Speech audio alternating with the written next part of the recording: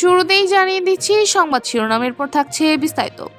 হাতির জিরে ভাইরাল হওয়া ছিনতাই ভিডিওর আসল সত্য কি? পুলিশ কন্ট্রোল রুমের টাওয়ারে হাজারো পাখির নতুন বাসস্থান। বিস্তারিত। ঢাকার হাতির ঝিলে মোটরসাইকেল ছিনতাইয়ের একটি ভিডিও সামাজিক যোগাযোগ মাধ্যমে ভাইরাল হয়। ভিডিওতে দেখা যায় কয়েকজন ব্যক্তি অস্ত্রের মুখে এক যুবকের মোটরসাইকেল ছিনিয়ে নিচ্ছে।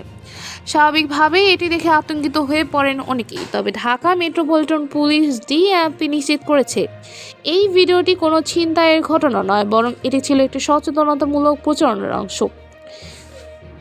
ডিএমপির মিডিয়া অ্যান্ড পাবলিক রিলেশনস বিভাগের উপ পুলিশ কমিশনার মোহাম্মদ তালিবুর রহমান জানান, কয়েকজন কন্টেন্ট ক্রিয়েটর পাঠাও চালকদের সতর্ক করার জন্য ভিডিওটি নির্মাণ করেন। এটি ধারণ করা হয়েছিল গত ২৬ ফেব্রুয়ারি হাতিরঝিলের ২ নম্বর ব্রিজের পাশে।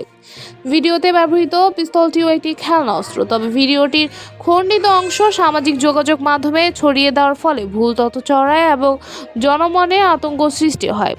পুলিশ সবাইকে অনুরোধ জানিয়েছেন প্রকৃত ঘটনা যাচাই না করে বিভ্রান্তিকর ভিডিও বা সংবাদ প্রচার না করতে।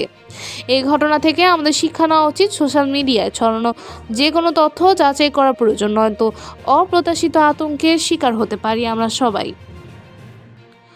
পুলিশ কন্ট্রোল রুমে টাওয়ারে হাজারো পাখির নতুন বাসস্থান। বিস্তারিত। ঢাকার শাহবাগের পুলিশ কন্ট্রোল রুমে টাওয়ার এখন হাজারো পাখি নিরাপদ আবাসস্থল। প্রতিদিন সূর্য ডোবার আগেই পাখিগুলো সেখানে এসে রাত্রি যাপন করেন। সেখানকার কিচিরমিচির শব্দ শোনা যায় সন্ধ্যা হলে।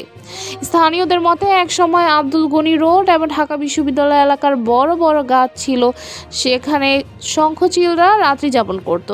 কিন্তু সেই গাছগুলো ঝরে ভেঙে যাওয়ার পর পাখিগুলো পুলিশ কন্ট্রোল রুমের টাওয়ারকেই তাদের নতুন ঘর হিসেবে বেছে নেয়। প্রতিদিন ভোরে তারা আকাশে উড়াল দেয়, খাদ্যের সন্ধানে চলে যায় এবং সন্ধ্যার আগে আবার ফিরে আসে টাওয়ারে। পুলিশ সদস্যরা জানিয়েছে, প্রতি রাতেই টাওয়ারটি পাখিদের জন্য একটি নিরাপদ আশ্রয়স্থল হয়ে উঠেছে। এই ঘটনা প্রমাণ করে শহরের ধূসর পরিবেশ ও প্রাকৃতিক জীবনের প্রতি পাখিদের টান এখনো অটুট। এই ছিল সর্বশেষ আপডেট। নতুন আরও আপডেট পেতে আমাদের সঙ্গেই থাকুন। ধন্যবাদ।